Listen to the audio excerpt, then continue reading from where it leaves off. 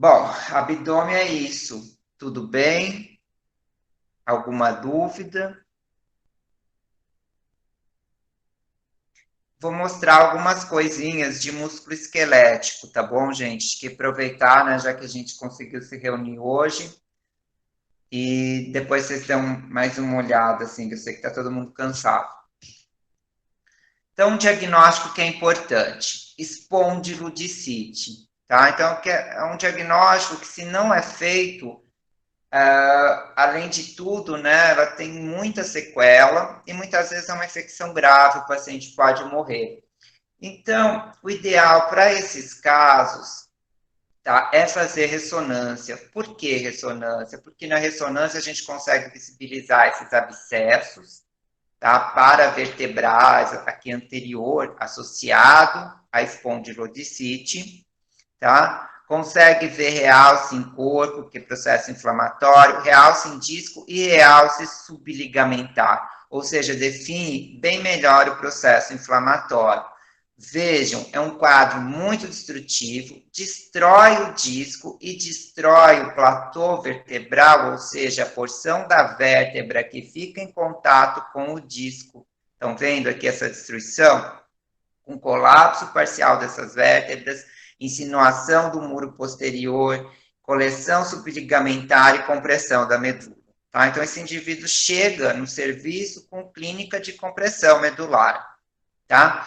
E no radiograma, como a gente vê, vejam, aqui tem uma vértebra colapsada, e o que chama a minha atenção é que esse espaço entre uma vértebra e outra, que representa espaço discal, está completamente destruído e irregular. Tá? Então, essa destruição e irregularidade do platô são muito sugestivas de espondilodicite. A gente tem as causas bacterianas, normalmente a indicação de fazer diagnóstico por punção também, né? Causas fúngicas e, no nosso meio, nunca esquecer de tuberculose, também como causa de espondilodicite. Aqui comentando um pouquinho de lesões vertebrais, então vejam essa criança, se você chegou com dor na coluna cervical, tá normal essa criança? O que que vocês acham? Ana Clara, tá normal, pode ir de alto, tem alguma alteração? Se você visse esse raio-x.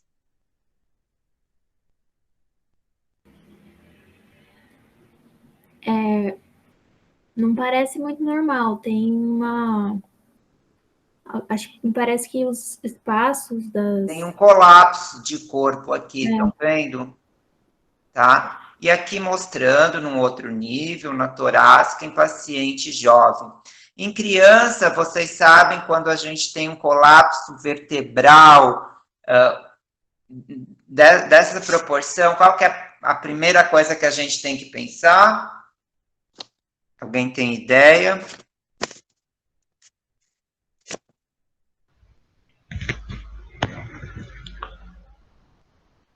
Professor, na síndrome do Baby Shake? Não.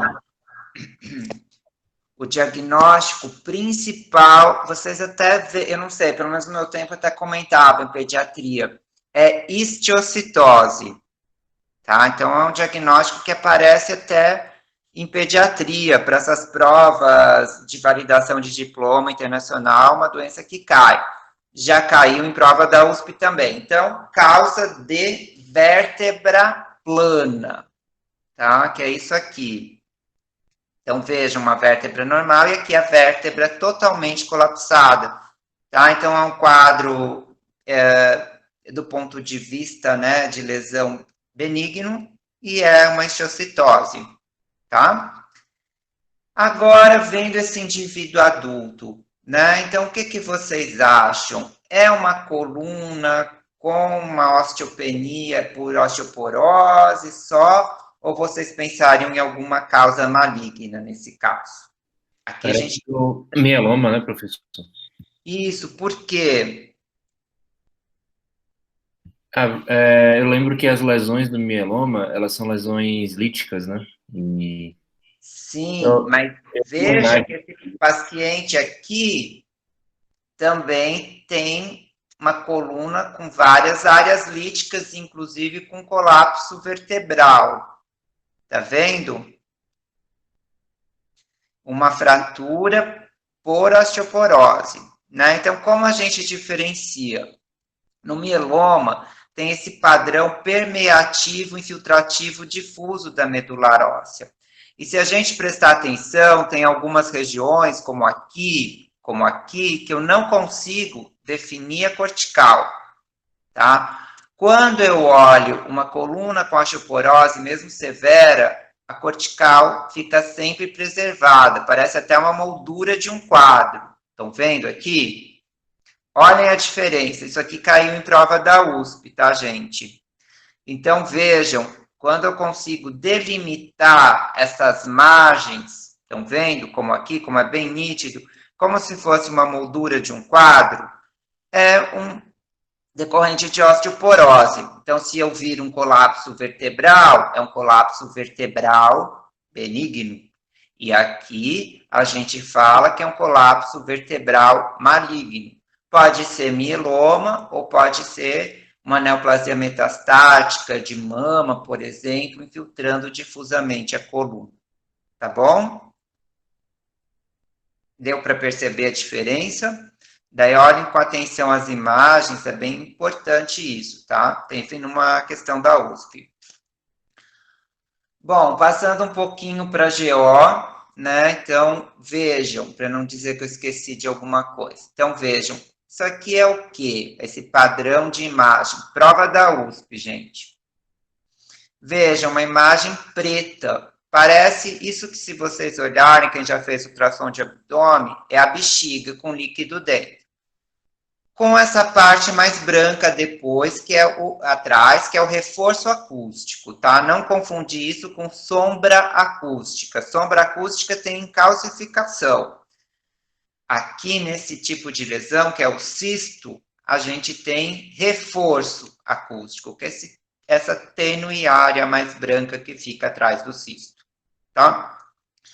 Normalmente, o cisto, né, de mama é uma lesão que pode não fazer nada, e se for muito sintomático, quer dizer, a paciente tem muita mastalgia, que pode ocorrer com cistos, daí pode ser feita uma punção com esvaziamento dos cistos, de um cisto maior, né? Então, aqui é um cisto grande, que vai trazer alívio para o paciente, certo? Então, 2 tipos de conduta. Se achado incidental de exame, se o paciente não tem nada, faz nada. Se tem dor, pode fazer punção. Mas vejam que não tem nenhum componente sólido associado, nada. É uma lesão puramente cística. Professor, Oi? no fibroadenoma, teria a sombra acústica ou seria também um reforço? O fibroadenoma não tem reforço, porque ele é uma lesão sólida. Algumas vezes o fibroadenoma pode estar associado a uma calcificação bem grosseira, que lembra até uma calcificação em pipoca. Se for um fibroadenoma calcificado, né, a gente vai ver o hiperecogênico da calcificação e pode ter sombra acústica, tá? Mas ele é um nódulo hipoecogênico, não é cisto. Então, aqui é um conteúdo de um cisto, tá? Então, reforço, não confundir, reforço acústico de cisto, líquido, tá? E sombra acústica, calcificação, certo? O fibroadenoma é comum até ele calcificar, e daí no ultrassom a gente vai ver aquela imagem nodular, né, com sombra acústica, um componente branco hiperecogênico, daí com sombra acústica. Tá? Tudo bem? Obrigado, professor. Entendi. Isso. Podem esclarecer as dúvidas mesmo.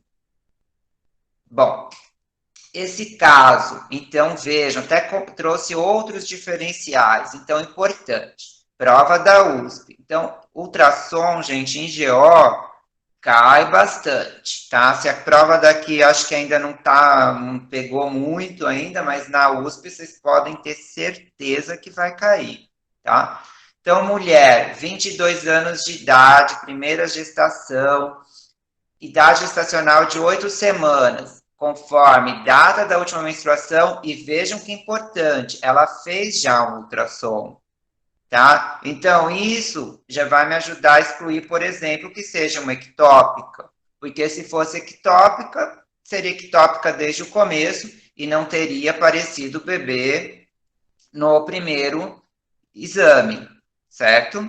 Que aqui já não é uma paciente que já fez exame e que confirmou que ela tinha uma gestação intrauterina, certo? Então vejam que importante. Refere sangramento abundante a 2 horas associado a cólica intensa. Daí descreve especular, tal. E realizou a ultrassonografia a seguir. Então, o que eu vejo nessa ultrassonografia? Eu vejo um útero, tá? Aqui, estou mostrando para vocês. Retrovertido, tá? Aqui é o miométrio. Isso aqui é o miométrio, camada muscular do útero. Aqui o fundo, aqui o colo. Isso aqui é o colo. E aqui, onde está medindo essa parte central e branca, corresponde ao endométrio, tá? Então, vejam, um endométrio de 10 milímetros que está absolutamente normal para uma paciente de 22 anos. Não tem resto algum, é um útero normal. Então, se ela teve todo esse sangramento há 2 horas, qual que é o diagnóstico? Aborto completo. Exatamente, porque se vocês lerem atentamente, vão perceber que já só de ler que ela tem essa ultrassonografia de primeiro trimestre, né, falando da gestação, já exclui 2 coisas aqui. Gestação incipiente, que óbvio não é, porque como que agora vai ser incipiente no exame anterior viu. E a outra é a gestação ectópica, né, que poderia ser uma possibilidade diagnóstica para uma paciente que está com endométrio desse jeito, não está me mostrando anexo, né? Mas aqui o importante é ver isso, que ela tem um ultrassom anterior a esse que mostrou que tinha uma gestação dentro do útero, certo? Então, aborto completo. Aqui para vocês virem, ó.